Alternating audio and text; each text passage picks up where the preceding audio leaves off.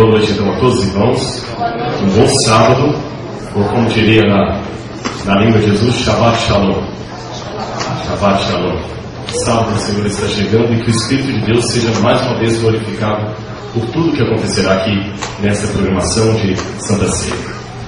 Eu gostaria de fazer uma breve meditação com vocês na oração do profeta Daniel. Então abra sua Bíblia comigo em Daniel, capítulo 9. Daniel, capítulo 9.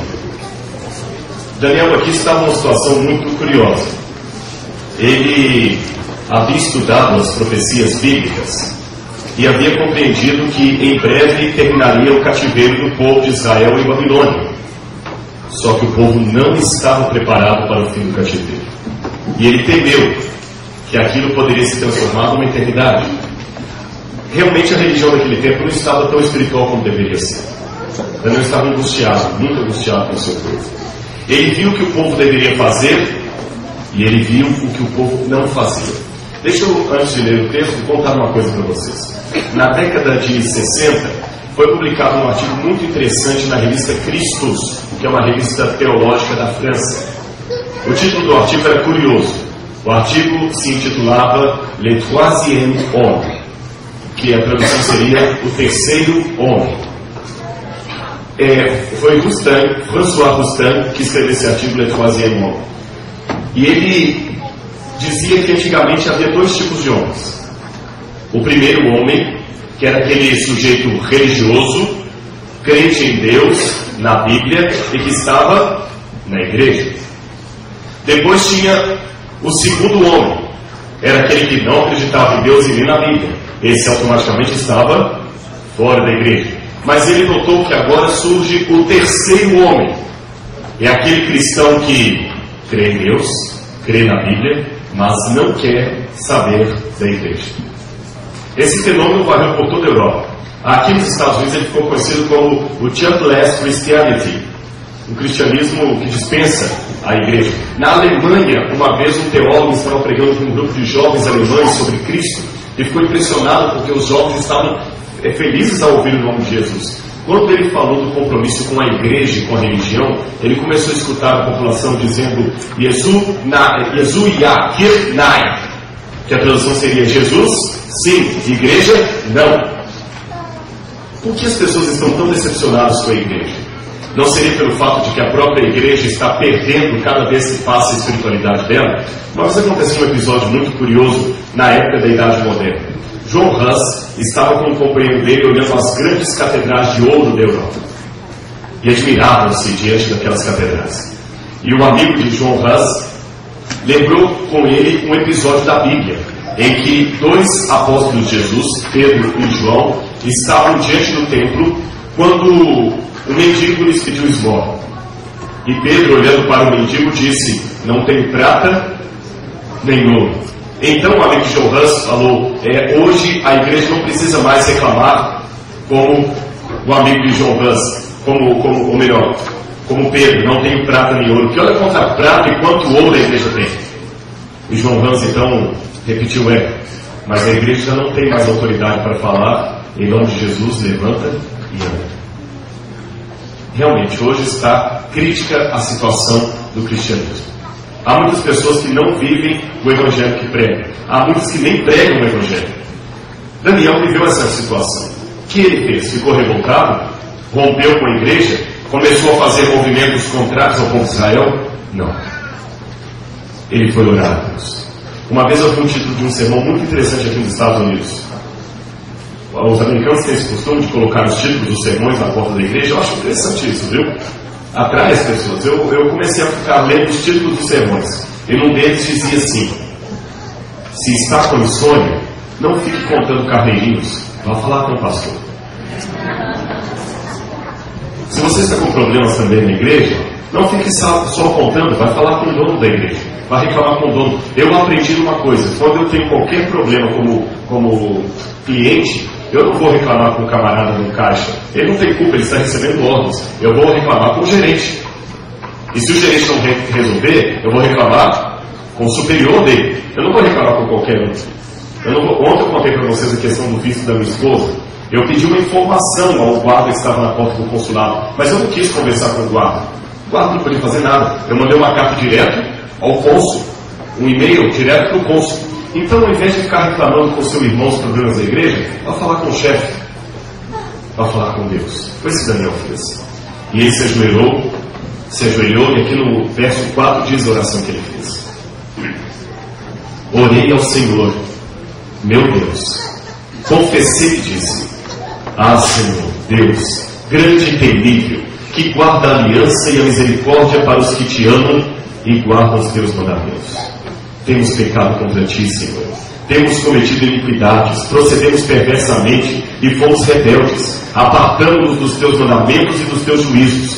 Não temos ouvidos aos teus servos, os profetas, que em teu nome falaram aos nossos reis, nossos príncipes, nossos pais, como também a todo o povo da terra. A ti, ó Senhor, pertence a justiça, mas a nós o coragem e vergonha, como hoje se vê, a nós, os homens de Judá, os moradores de Jerusalém. Todo Israel, quer de perto, quer de longe, em todas as terras, por onde tens lançado por causa das suas transgressões que cometeram contra ti.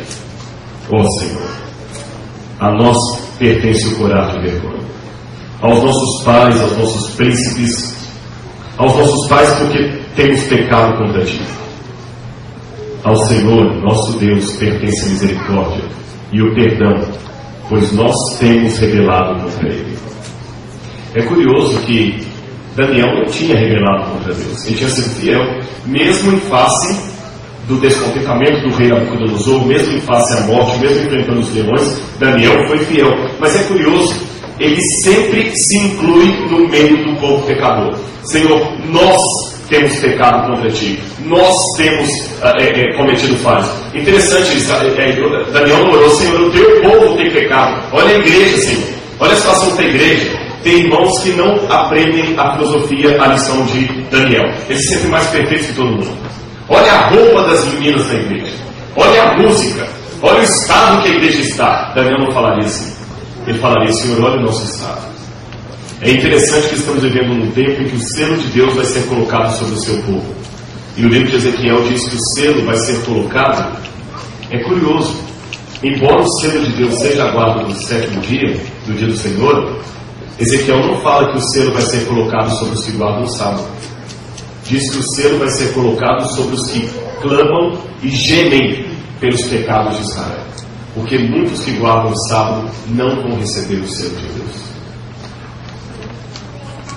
Todos os que receberem o selo de Deus vão guardar o dia do Senhor. Mas nem todos os que guardam o dia do Senhor vão receber o selo de Deus. Porque para receber o selo de Deus, você tem que gemer e clamar pelos pecados de Israel. Então cuidado com os dois extremos. Existe por um lado o extremo da acusação. Você nunca se identifica com Israel pecador. Você parece melhor que todo mundo. E por outro lado, tem o extremo do laissez-faire. Deixa como está para ver como é que fica. Não estou nem com nada, não estou fechando. Não, você tem que sofrer com esse povo. E quando Daniel estava orando, uma maravilha aconteceu. Uma luz apareceu onde ele estava, e o anjo de Deus enviado, Gabriel, apareceu. Ele tomou um susto, e Daniel falou algo que eu queria que você pensasse durante essa sessão de ceia.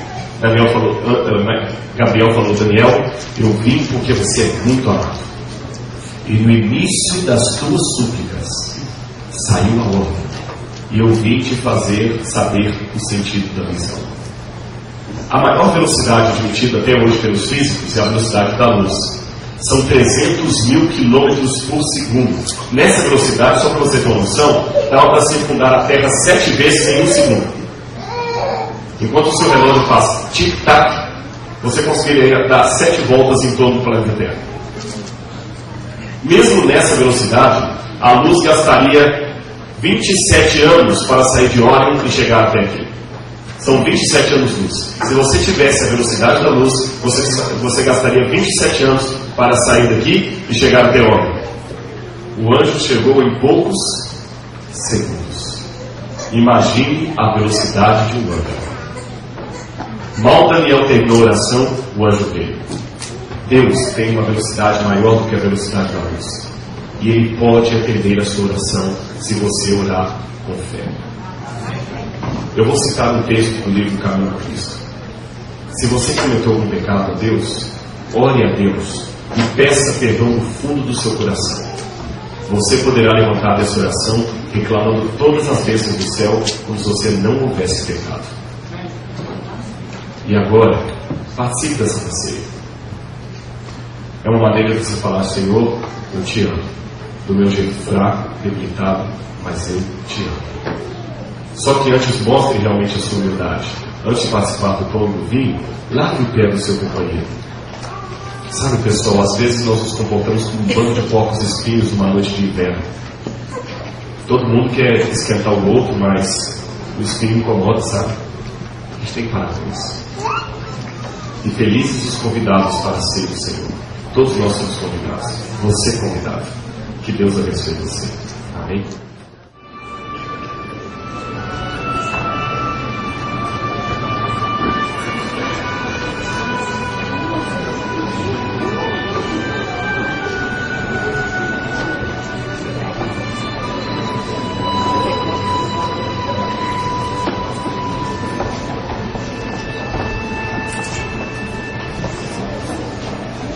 Eu sei que os irmãos estão estranhando esta situação aqui.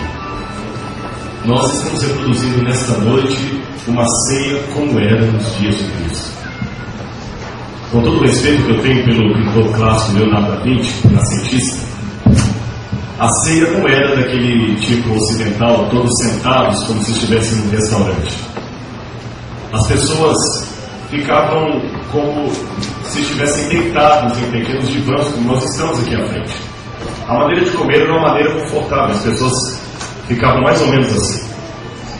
É por isso que a Bíblia fala que João, o discípulo amado, reclinava sua cabeça no seio de Jesus. Era uma situação mais ou menos parecida com essa que temos. E nós gostaríamos, eu vou explicando cada detalhe de uma cena dos tempos de Cristo, e gostaríamos de convidar a todos que mentalmente imaginem-se nos tempos de Jesus. Imaginem como seria participar de uma ceia dos tempos bíblicos. É muito diferente da nossa cultura. No Israel daquele tempo, quando um rapaz estava apaixonado por uma moça, ele não dava flores para ela, porque a flor, no outro dia, morre. Ele abaixava no chão, pegava uma pedra e entregava para ela. Que a pedra é eterna, dura para sempre. A ceia também era assim.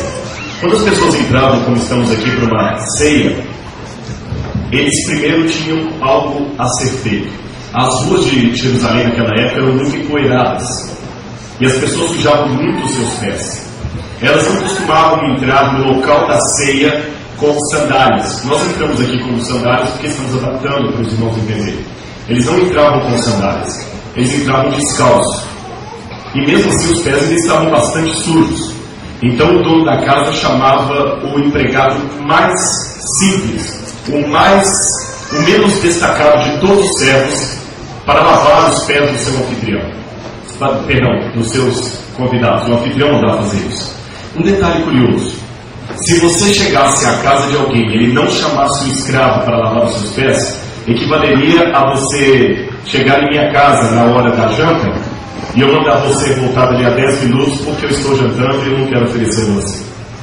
Por isso que certa vez, quando Jesus foi à casa de Simão, Simão cometeu uma tremenda falta de hospitalidade, não chamando ninguém para lavar os pés de Cristo.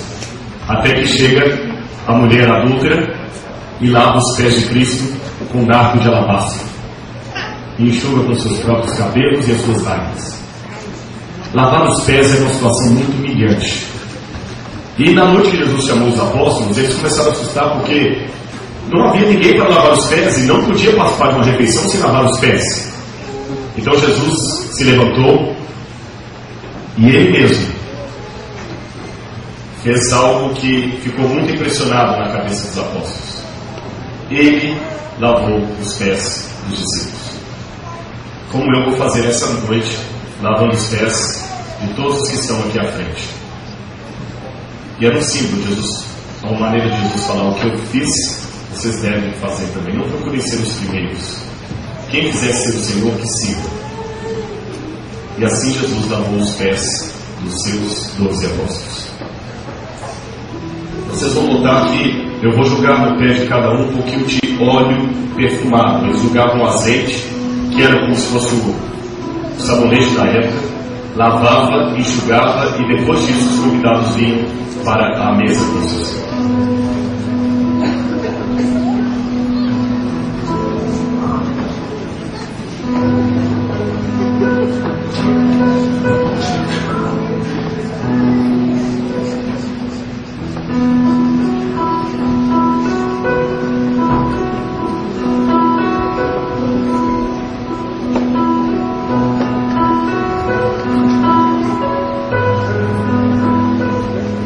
A Bíblia diz que Jesus cingiu-se com a toalha.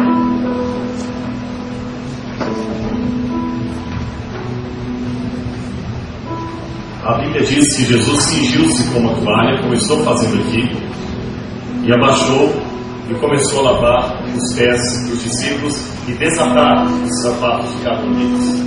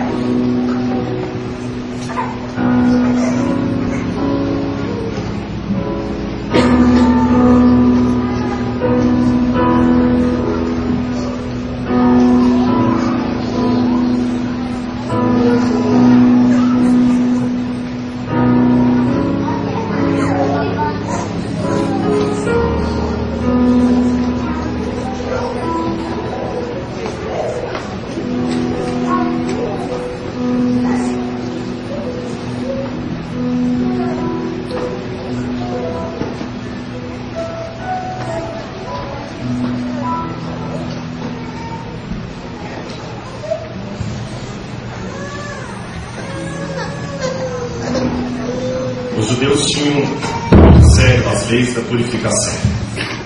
E além de lavar os pés, eles procuravam algumas vezes lavar até a cabeça. Nós vamos fazer isso aqui por praticidade. E também lavar as mãos. Havia uma cerimônia toda especial de lavagem das mãos, que Jesus depois teve que corrigir o erro dos fariseus.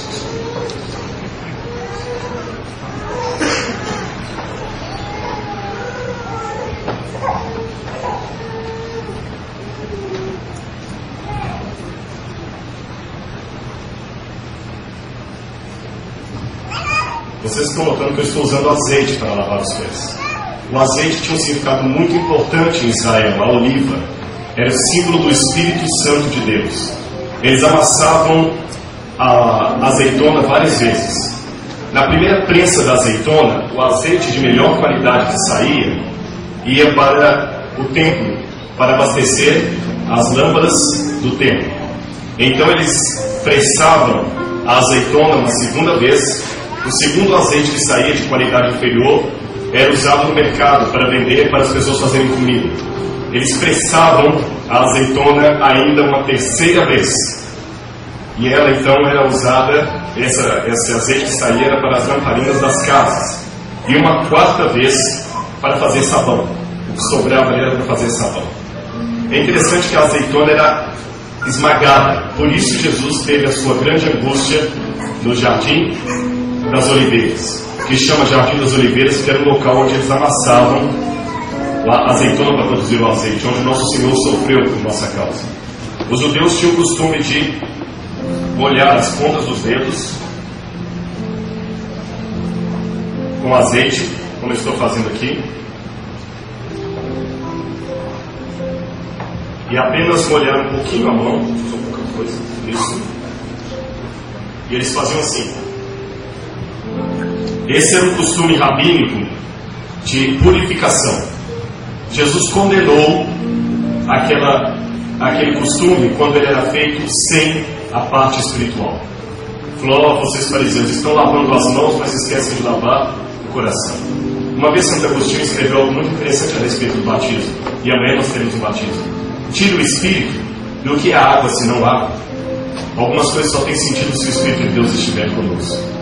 Nós vamos lavar as mãos agora, mas não como os fariseus, como um símbolo de que espiritualmente é o Senhor Jesus que nos lava de todo o pecado.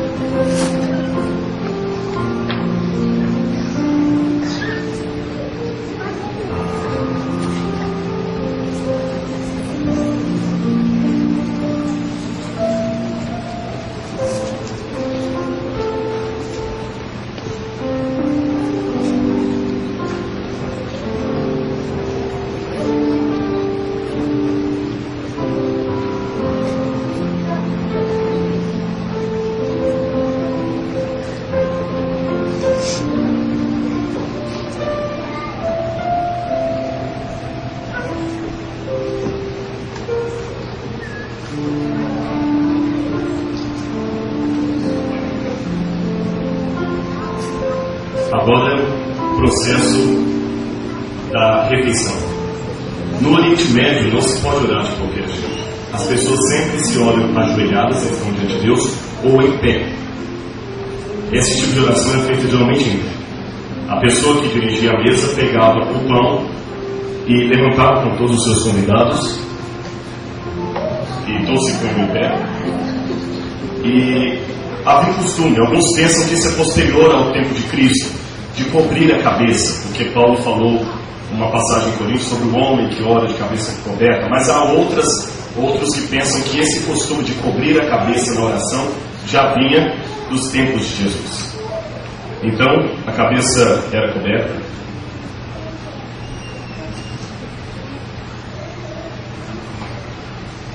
tomava-se o pão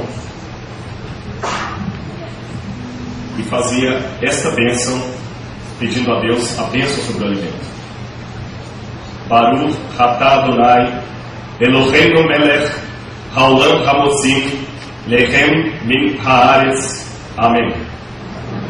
A tradução seria: bendito sois tu, Deus do universo, pelo alimento que recebemos de tua vontade. E depois de abençoado, eles se assentavam.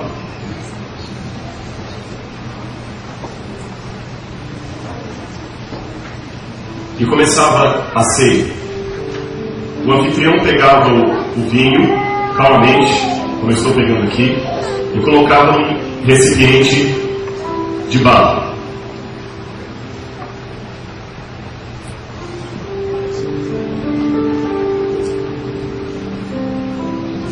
Depois ele partia o pão para os seus convidados.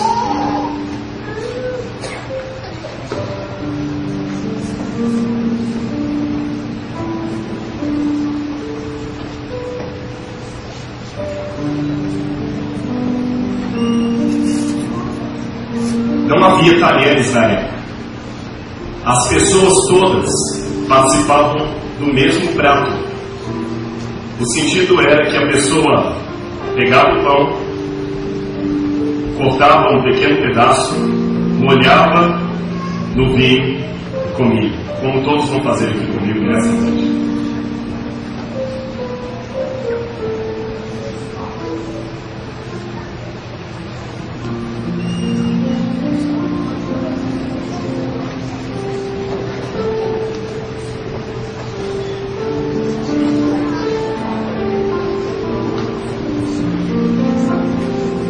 Mas havia uma coisa curiosa.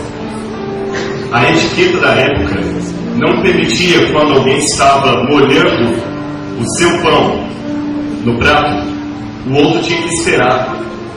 Duas pessoas não podiam ao mesmo tempo molhar os seus pães no mesmo prato de vinho. Isso era uma falta de educação muito grande. Enquanto um estava molhando o seu pão, o outro tinha que esperar calmamente a sua vez. E Jesus falou: alguém entregar. E quando os discípulos perguntaram: quem, Senhor? Ele falou: aquele que põe comigo a mão no prato, aquele que cometeu uma falta de educação.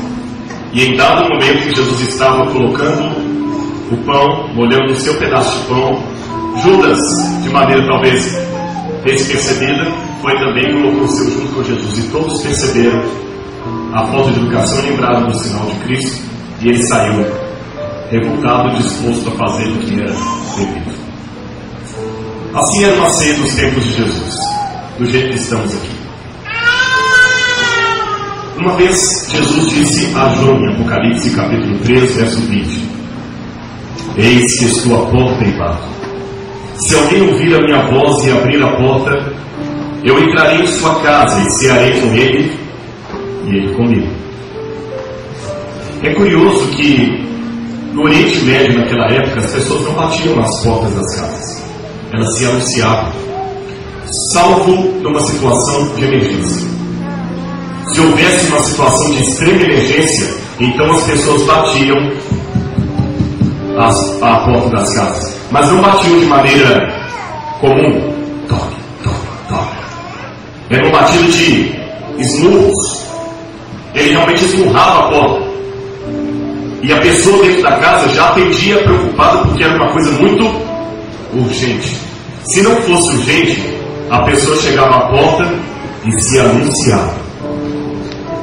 É curioso que Jesus não fala: eis que estou à porta e me anuncio. Não. Ele diz: eis que estou à porta e bato. Significa que o que ele tinha para dizer é urgente. Hoje ele está empurrando a porta do seu coração. Abra para ele. Participe com ele. E você será um abençoado de Deus. Felizes os convidados para a ceia do Senhor. Na época de Israel, era uma desfeita muito grande não participar da ceia quando era convidado. Em nome de Jesus, agora eu lhe convido: participe da ceia do Senhor.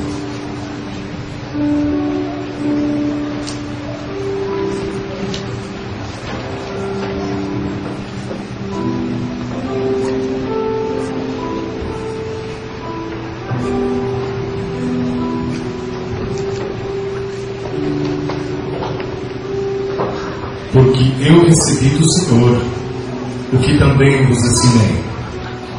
Que o Senhor Jesus, na noite que foi traído, tomou o pão e, tendo dado graças, o partiu e disse: tomai e comei. Isto é o meu corpo, que é partido por vós. Fazei isso em memória de mim.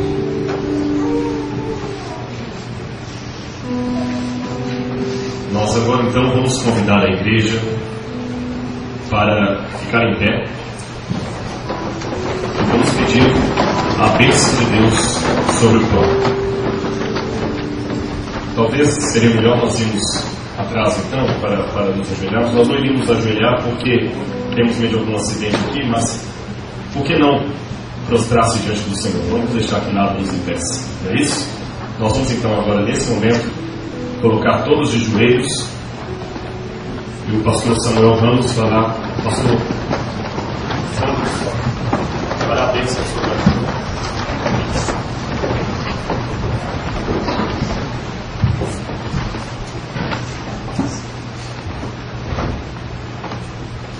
Nosso Deus de amor, estamos aqui juntos, reunidos,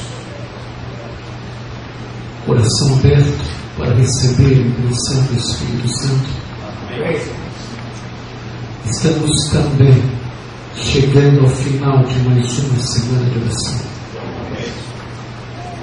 Pai querido, neste momento em que a igreja se encontra reunida para participar desta ceia, revivendo a última ceia de nosso Senhor Jesus Cristo, queremos com isso dizer: Jesus, tome conta da nossa vida. Que o Teu Santo Espírito possa estar conosco e em nós. E agora que vamos comer este pão, pão que representa o corpo de Cristo que foi moído, foi pregado na cruz do Calvário por mim e por cada um de nós aqui. Que não seja mais uma ceia, mais um pão, mas que seja a representação de uma nova vida com Jesus.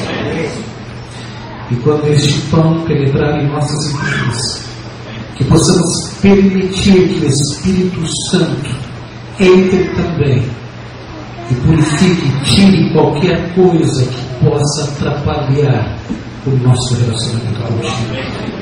Que sejamos cristãos verdadeiros, não apenas em palavras, mas através do nosso exemplo, através da nossa vida, as pessoas possam ver Jesus em nós, Jesus em mim. Abençoe este pão, Pai.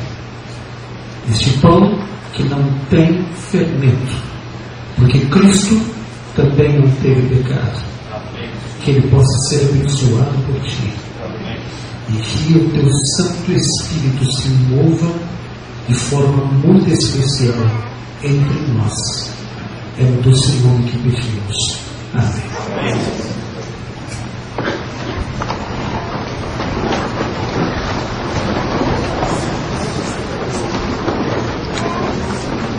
Nesse momento, então, nós convidamos a todos que participaram da cerimônia do lava-pés a que se coloquem em pé para receberem da mão do diácono o pão, representando o corpo de Cristo.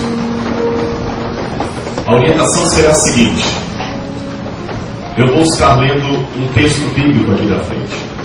Você recebe o pão da mão do diácono, sente-se em atitude de oração e silêncio, ouvindo a leitura bíblica. E quando a ordem for dada aqui da frente, todos participaremos dele juntos.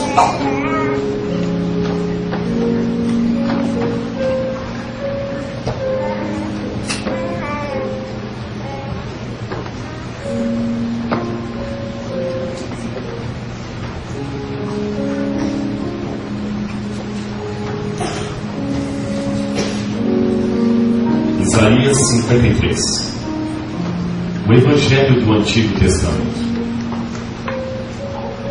Ele fala do servo sofredor de Deus, o Messias que morreria pelos pecados de todos. E assim ele diz: você pode sentar-se assim que receber o pão, em atitude de reverência, ouvindo a palavra de Deus. Eis que o meu servo procederá com prudência. Ele será exaltado e elevado, e será luz sobre ele. Como pasmaram muitos à vista dele, pois o seu aspecto estava muito desfigurado, mais do que o de outro qualquer, e a sua aparência mais do que a de todos os outros filhos dos homens. Assim, ele causará admiração às nações, e os reis fecharão as suas bocas por causa dele, porque aquilo que não lhe foi anunciado verão, e aquilo que não ouviram entenderão. Quem creu em nossa pregação? E a quem foi revelado o braço do Senhor? Porque foi subindo como renovo perante ele, e como raiz de uma terra seca, não tinha aparência nem formosura. Olhamos, mas nenhuma beleza havia que nos agradasse. Ele era desprezado e o mais rejeitado entre os homens, homem de dores e que sabe o que é padecer. E como um de quem os homens escondem o rosto, ele era desprezado, e dele não fizemos caso. Certamente ele tomou sobre si as nossas enfermidades, e as nossas dores levou sobre si. Nós o reputávamos por aflito de Deus, ferido e oprimido. Mas ele foi traspassado pelas nossas transgressões, e moído pelas nossas iniquidades. O castigo que nos traz a paz estava sobre ele, e pelas suas pisaduras fomos sarados. Todos nós andávamos desgarrados como ovelhas, cada um se desviava pelo seu caminho, mas o Senhor fez cair sobre ele a iniquidade de nós todos. Ele foi oprimido, foi humilhado, mas não abriu a sua boca.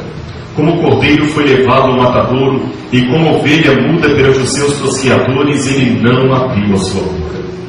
Por juízo opressor foi arrebatado, e da sua linhagem, quem dela cogitou?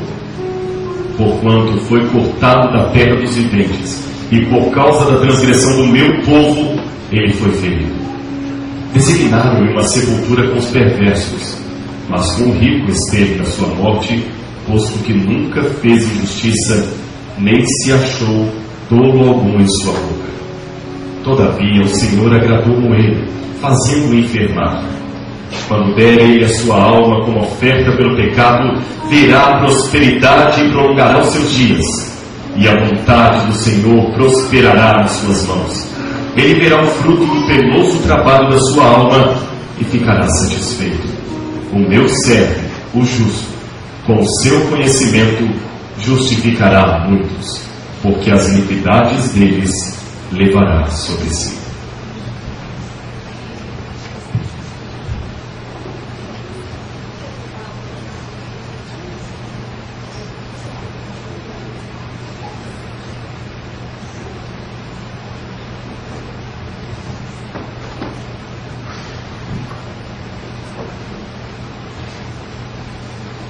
Alguém que não recebeu? Então agora, em atitude de total reverência e oração, participemos dele juntos.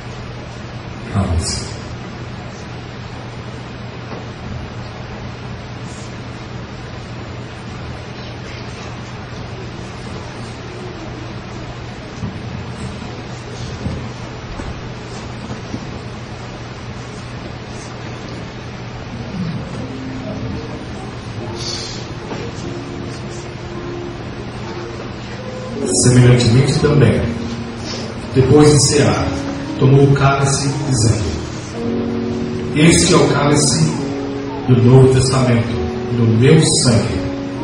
Fazei isto todas as vezes que beberdes em mim. Porque todas as vezes que comerdes esse pão e beberdes esse cálice, anunciais a morte do Senhor até que Ele venha. Nesse momento, o pastor Samuel Ramos procederá a oração pelo vinho. E igualmente convidamos a igreja a que se coloque de joelhos.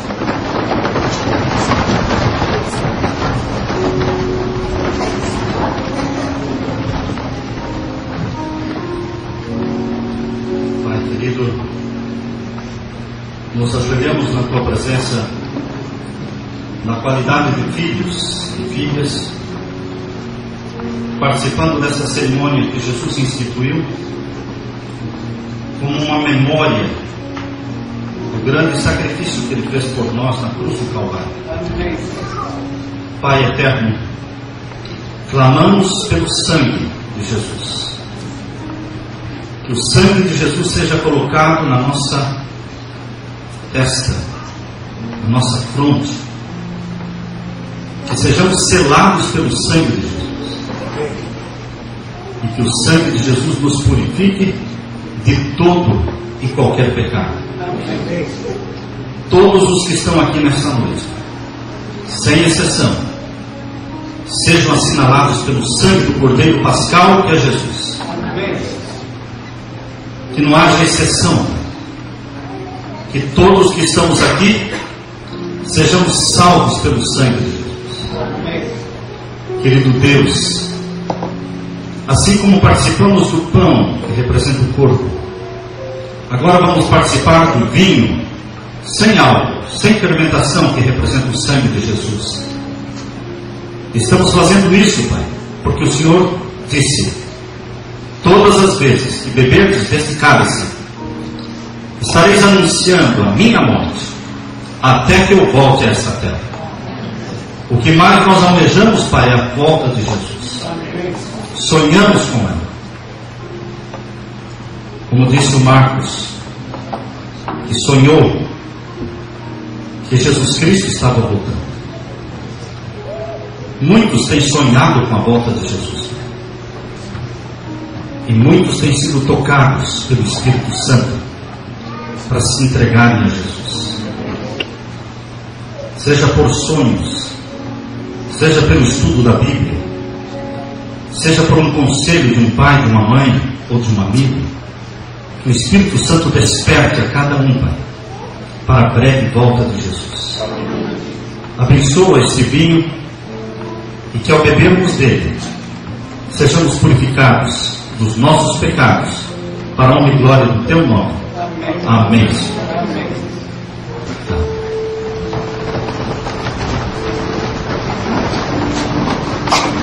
Igualmente, aqueles que participaram do pão, coloque-se agora em pé.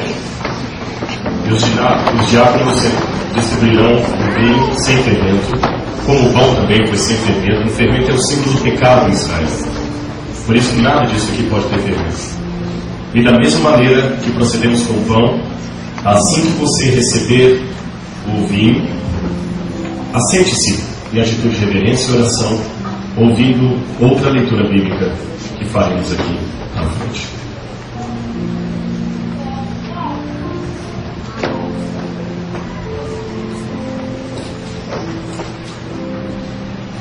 O Salmo 22 é o Salmo de Davi, que conta de maneira profética aquilo que Jesus passaria na cruz do Calvário. Ele diz, com as próprias palavras do Messias, como foi o sofrimento da cruz. Deus meu, por que me desamparaste? Por que se acham longe do meu salvamento as palavras do meu gemido? Ah, Deus meu, eu clamo de dia e não me respondes, também de noite, porém não tenho sossego. Contudo, Tu és santo, entronizado entre os louvores de Israel. Nossos pais confiaram em Ti, confiaram e os livraste. A Ti clamaram e se livraram, confiaram em Ti e não foram confundidos. Mas eu, Senhor, eu sou verme e não mais um. Sou a vergonha dos homens e o desprezado do povo. Todos os que me veem zombam de mim. afrouxam os lábios e meneiam a cabeça, dizendo: ah, confiou no Senhor? Livre-o ele, salve-o, pois nele tem prazer. Contudo, Senhor, Tu és quem me fez nascer, e me preservaste estando eu ainda no seio da minha mãe. A Ti me entreguei desde o meu nascimento, desde o ventre da minha mãe. Tu és o meu Deus. Por favor, não te distancies de mim, porque a tribulação está próxima e já não há quem me acuda. Muitos touros me cercam, fortes touros de Bazã me rodeiam. Contra mim eles abrem a boca, como faz o leão que despedaça e ruge. Derramei-me como água, todos os meus ossos se desconjuntaram, meu coração fez-se como cera, derreteu-se dentro de mim. Secou-se o meu vigor, como se fosse um caco de barro. E a língua, esta já se apega ao céu da minha boca. Como me deitas no pó da morte. Cães me cercam, uma súcia de malfeitores me rodeia. Veja, traspassaram-me as mãos e os meus pés. Posso contar todos os meus ossos. Eles estão encarando e olhando em mim. Repartem entre si as minhas vestes, e sobre a minha túnica deitam sortes. Tu, porém, Senhor, não te afastes de mim. Força minha, apressa-te em socorrer-me. Livra minha alma da espada, das presas do cão a minha vida. Salva-me das fauces do leão e dos chifres dos búfalos. Sim, Tu me respondes. Aos meus irmãos eu declararei o Teu nome. Cantar-te-ei louvores no meio da congregação. Vós que tereis o Senhor, louvai-o. Glorificai-o todos vós, descendência de Jacó. Reverenciai-o todos vós, posteridade de Israel. Pois não desprezou, nem abominou a dor do aflito, nem ocultou dele o rosto. Mas ele ouviu quando lhe gritou por socorro. De Ti veio o meu louvor na grande congregação. Cumprirei os meus votos na presença dos que o temem. Os sofredores hão de comer e fartar-se. Louvarão o Senhor os que o buscam. Viva o Senhor para sempre no nosso coração. Lembrar-se-ão do Senhor, e a Ele se converterão os confins da terra, e perante Ele se prostrarão todas as famílias das nações. Pois o Senhor é o Rei, e é Ele quem governa as nações. Todos os opulentos da terra hão de comer e adorar, e todos os que descem ao pó se prostrarão perante Ele, até aquele que não pode preservar a própria vida. A posteridade o servirá. Falar-se-á do Senhor à geração vindoura. Hão de anunciar a justiça dele ao povo que há de nascer. Contarão: quem foi ele? Quem o fez? Neste salmo escrito há pelo menos 2.800 anos, cerca de 2.800 anos, é lido hoje. E essa profecia se cumpre neste mesmo local. Nós, geração que se seguiu a Davi, ouvimos falar do Senhor. Ouvimos falar quem Ele foi, o que Ele fez. Nós adoramos ao Deus real. Jesus Cristo é real. Basta dar para tocar, sentir, que Ele seja de fato o Deus da nossa existência.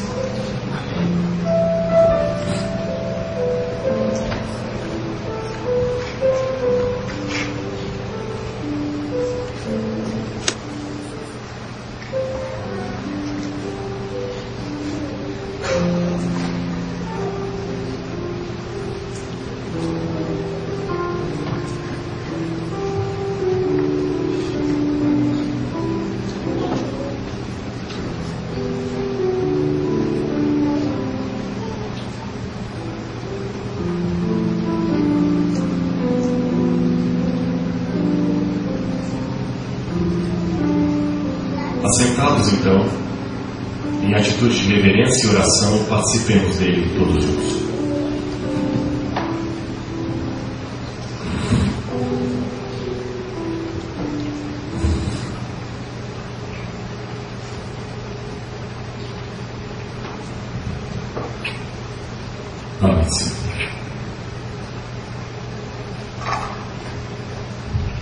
ceia terminada, as pessoas conversavam um pouco. E eu quero terminar aqui dizendo uma historinha e falando algo para vocês. E dando uma moral dessa história. Eu sei que alguns podem se assustar. Puxa, por que vestir essas roupas, pastor? A forma tradicional seria melhor, paletó e gravata. Por que todo esse simbolismo? Aqui no Ocidente nós às vezes não damos tanto valor aos símbolos como devemos. Veja bem, e eu estou muito confortável porque eu estou sentado justamente como alguém dos tempos de Cristo sentado para contar algo. E como Jesus muitas vezes sentou para conversar com a multidão. Jesus não ensinava em pé. Jesus não tinha pressa. Vendo Jesus as multidões, subiu ao monte. E como se assentasse, aproximaram-se seus discípulos. Ele se assentou e parou. E assim ele ensinou, na mesma postura que eu estou aqui. E ele talvez ensinou coisas importantes e coisas simples da vida. Falando do simbolismo, eu também queria fazer você pensar um pouco comigo. Se você entra numa loja de cartões de namorado, ou de Feliz Aniversário, ou de Feliz Natal, há vários cartões ali, talvez de $1, $2, $4, cartões musicais, cartões sofisticados, cartões mais simples. Todos eles. Aquele cartão que você compra, tem uma série como ele, são vários. Mas quando você compra aquele cartão e põe o nome da pessoa que você ama e entrega, quando essa pessoa recebe esse cartão, ele já não custa mais $4 ou $5. Eu sei que podem ter havido milhares deles, mas aquele é único. Quantos de vocês não têm em casa uma fotografia, uma chupeta do seu primeiro filho quando nasceu? Quem sabe um álbum dos áureos tempos? São coisas que falam, são símbolos que nos tocam. Isso não é idolatria, é uma simbologia especial. Um cartão já não é mais um cartão, é uma lembrança de quem eu amo quando o nome daquela pessoa está ali. O pão já não é mais pão, é a lembrança viva do Filho de Deus. Até o dia que nós vamos poder comer uma refeição como essa, no reino do céu. E a historinha que eu queria contar, Jesus contava muitas histórias simples com o povo. Eu também queria contar uma história simples para vocês. Uma vez um garotinho fez um barquinho de madeira. Ele pegou um canivete suíço e fez todo o barquinho. Ele talhou o barquinho na madeira, colocou a vela, fez uma âncorazinha pequenininha. E o barquinho era muito bom, ele flutuava na água. E aquele garotinho gostava de ir até o lago e colocar o barquinho ali para navegar. Só que aconteceu um dia que o vento bateu e levou aquele barquinho para longe. Muito longe. O menino tentou a todo custo pegar o barquinho de volta, mas o vento levou embora. Ele sofreu muito, chorou muito. Um dia ele estava passeando com a mãe dele no outro lado do lago, na loja da cidade. E quando ele passou, como ele ficou surpreso ao ver nada mais nada menos que o seu barquinho exposto numa vitrine de uma loja de brinquedos. Ele entrou correndo na loja e falou: moço, o meu barquinho se encontrou, me devolva. O homem falou: não, aquele barquinho é meu. Eu o encontrei lá do lado de cá. O vento trouxe, ele é meu. Por favor, ele é meu, esse barquinho é meu. Não é meu agora. Se você quiser o barquinho de volta, você vai ter que pagar por ele. O preço é tanto. O garotinho saiu da loja determinado: eu vou ter meu barquinho de volta. Vendeu garrafas velhas, ajudou senhoras a levar compras do supermercado, limpou casa, fez muitas coisas. E ajuntou moedas e notas amassadas na sua mão, tudo trocado. E correu de novo na loja. E despejou em cima do balcão daquele senhor todas as suas moedinhas, as suas notinhas, suadamente conseguidos, e falou: tá aqui, pode contar, não está faltando um centavo. O homem contou: é verdade, você me encheu de trocado aqui, mas tudo bem, o barco é seu. E ele, feliz, levando o barco como um troféu, olhou para aquele barquinho, como se aquele barco fosse quase uma pessoa, e disse: olha, barquinho, você é meu 2 vezes, sabia? A primeira vez porque eu lhe fiz, e a segunda porque eu lhe comprei quando você foi embora. Jesus hoje toma você nos braços e fala assim: filho, você me deu 2 vezes. A primeira porque eu fiz você. E foi um momento muito importante quando eu criei você. Você não sabe quanto. Eu amei você antes que você existisse. Eu podia ter escolhido milhares de outros espermatozoides para fecundar aquele óvulo, mas eu escolhi você. Eu sei que as pessoas podem não dar a você o valor que você gostaria de ter. Sua mãe reclama que você não é uma filha da vizinha, mas eu amei você. E depois, quando você foi embora, eu comprei você na cruz do Calvário. Você me 2 vezes. E se você vier a mim nesta noite, eu prometo, eu nunca vou te jogar fora. Você nunca mais vai ficar sozinho. Eu prometo a você. Ele promete. Feche o seu olho, eu queria dar uma bênção agora para você, em nome de Jesus. Que o Senhor te abençoe e te guarde. Que o Senhor faça resplandecer o seu rosto sobre ti e tenha misericórdia de ti. Que o Senhor sobre ti levante o seu rosto e te dê a paz.